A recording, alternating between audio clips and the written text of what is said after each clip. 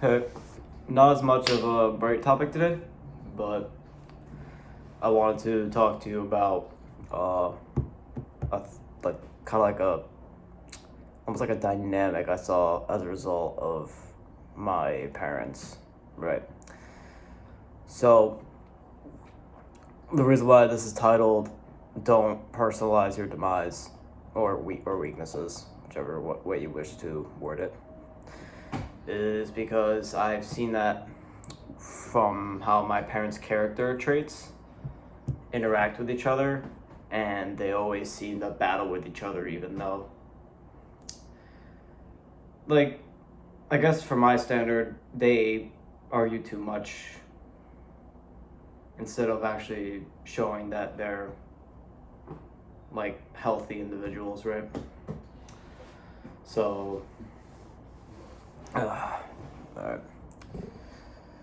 So, I want to talk about it because, as a checkpoint for you guys to make sure you aren't following something or maybe even blinded yourself from something that you wish to fix, and B, for myself, so later on I can check it in myself. So if I get into a relationship, I'm not like that.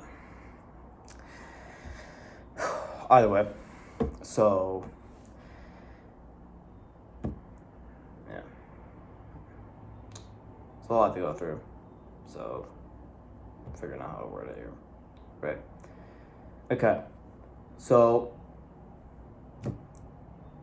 there's the traits in particular don't really matter for this. It's a matter of how you see what traits you have and if they're negative or not, and if they're going to impact you or someone around you or something like that, right?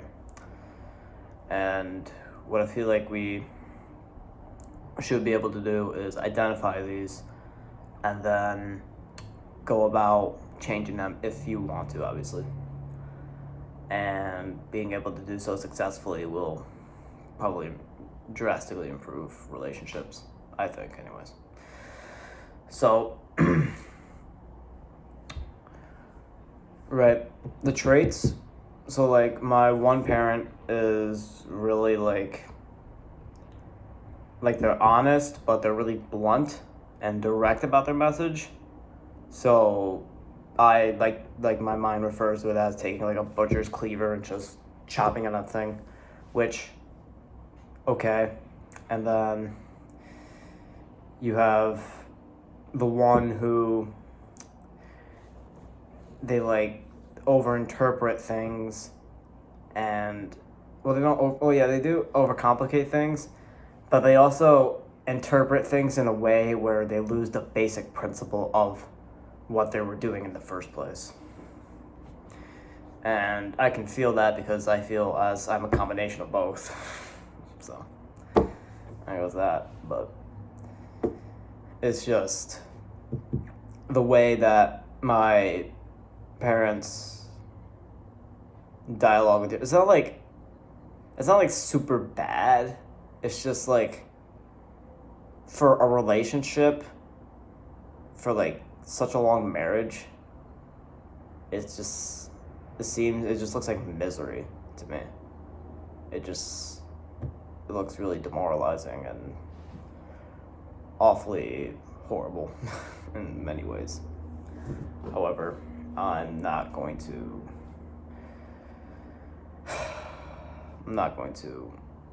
dive into that too much.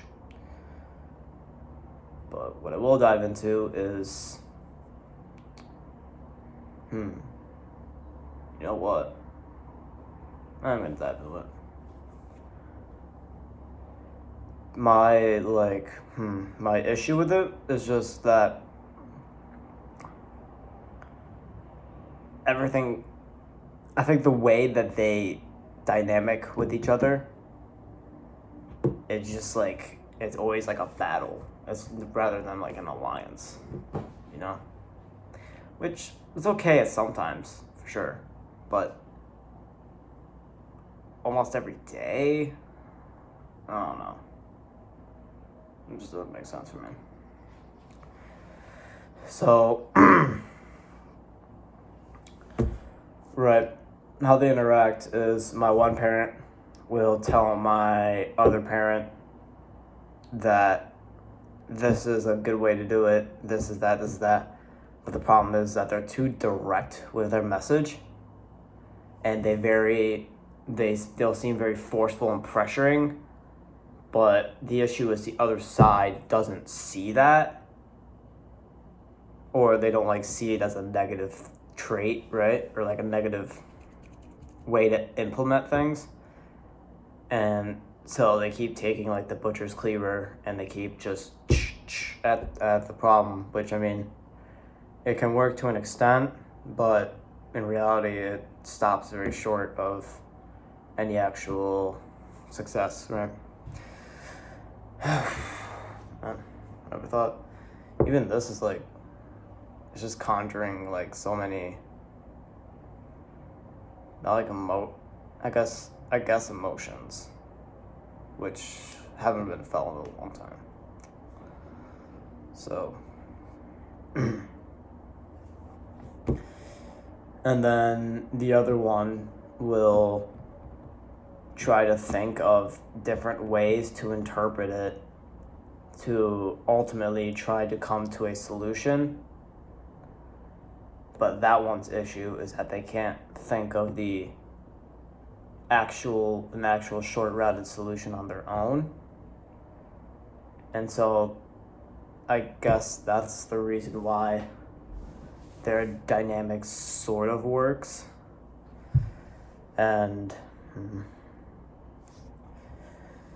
for me, it just seems really grimace and just, if you can tell by my tone, and not as like, fun or like almost loving as like I feel as a relationship should be. Either way.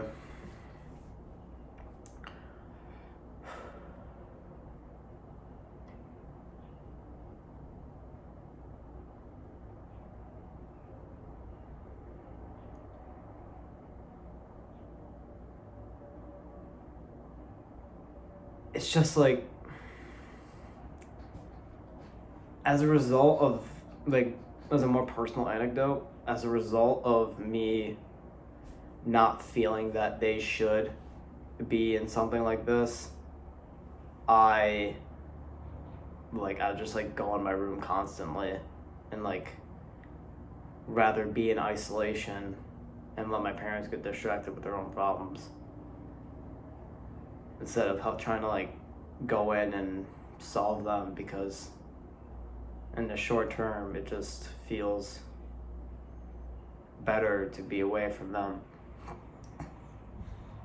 Yeah, phlegm. But since they're very like I don't know the word here. They seem very aggressive back and forth, even to the point where like, if I ask my one parent what they're like, I'll tell my one parent like, I'm pretty sure you guys are arguing, and they'll be like, no, it's just a misunderstanding, it's just this. But clearly it's much more when you see that it's not even when you see it, it's when you like feel that aura of just like the wall, that wall is just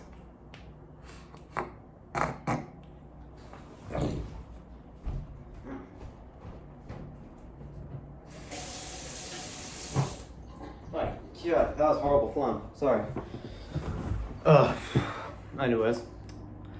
But it seems horrible because they don't sound like they want to even communicate with each other.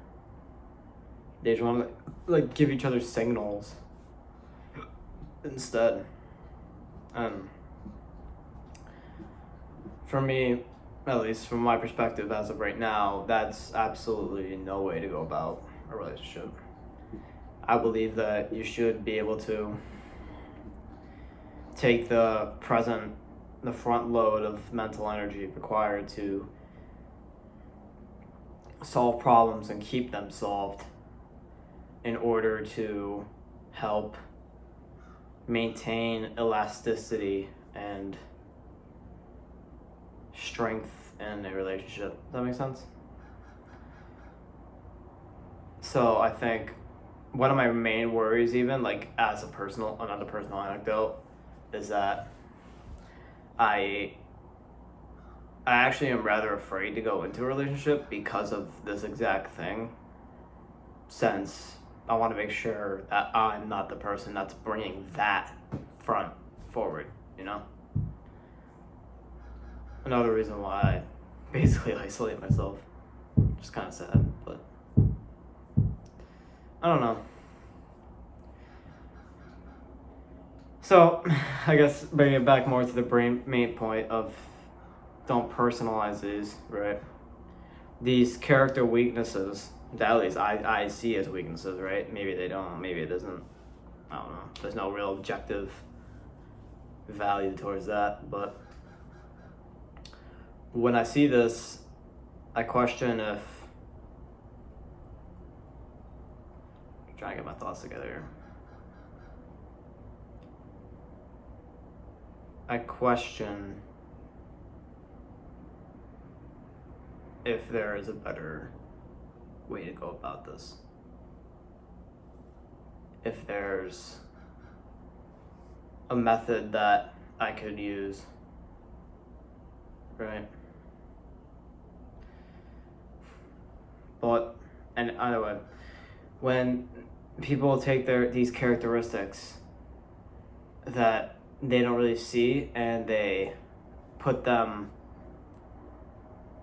into their, like, they identify with them into their own personal life, I believe that it's like a cancer that doesn't kill you, but it spreads. It just spreads. That's all it does. And it even it spreads internally and then externally out of your body. And that's scary for me, man. Fuck. It's I get it, from knowing their personal backgrounds, I get what makes them act in such ways. It's just, I want to make sure that stops with myself. That deliverance of unneeded pain is stopped. But my other issue is that, am I defining these things right? You know? Will my definition of these things help me carry out how I plan a future relationship out, you know? So, that is a bit of my main worries, right? And even bringing this outside of the relationship sphere now and bringing this into more of a general day-to-day sphere, right? If you have a weak trait, which you know of, it's probably already come to you, you know what I mean? So if you take that trait and you start to understand where it's implemented and where it's identified with you in your life, you might be able to change that in a way where you'll actually end up being better in a long-term direction, rather than just trying to throw whatever emotional response out there to hopefully, be heard or have that critical, feedback that's needed to evolve as a person, right? Ooh, that's a good point I just thought of. Societal pressure, man.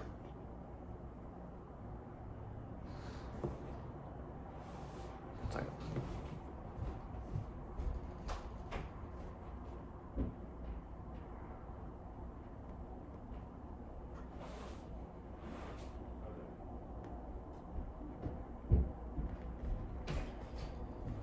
Sorry. I heard a really strange noise, but man, societal pressure is fucked. Cause like, you never really had to worry about this many things in such a short amount of time of lifespan, you know? That it's like, well, what am I supposed to do? What do I need to focus on now so I know my future will be better? What's better to focus on now? These are at least some of my personal questions that always hammer me home when I'm in, especially when I'm in like an isolation state. And I want to find a way to get that in decent order so I can at least know of something that I could use to fix myself or others. What does it look like? That's fucking creepy.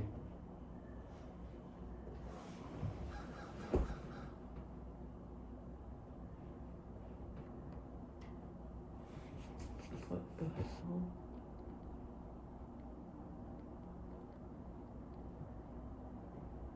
What is that? Oh. No, that is really creepy. From a distance, and there's like a certain like so I have these chairs have like little metal beads on the side of them, like you probably don't really care, but there's little metal beads on the side of them, and I look over to my left because it's like a table. There's like 4 chairs on this table, and I look to my left and I see it looks like a head and like a body is right about like behind me to my left, like through a reflection, but it was just like a mixture of objects over here that made it look like a person. It was really fucking creepy. Whew. Anyways.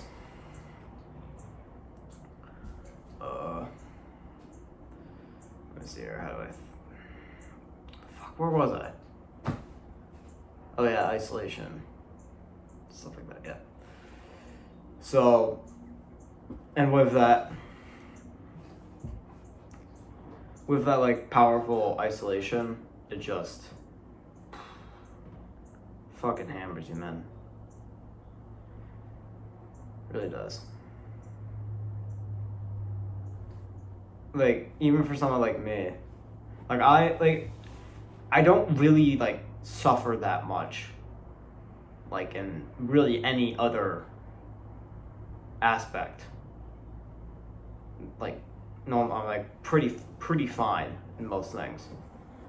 It's just when it comes to like quality of relationship and then like like accepting the limited capacity for for quality prioritization that humans have. Fuck me, man. It's just it drives me up the fucking wall.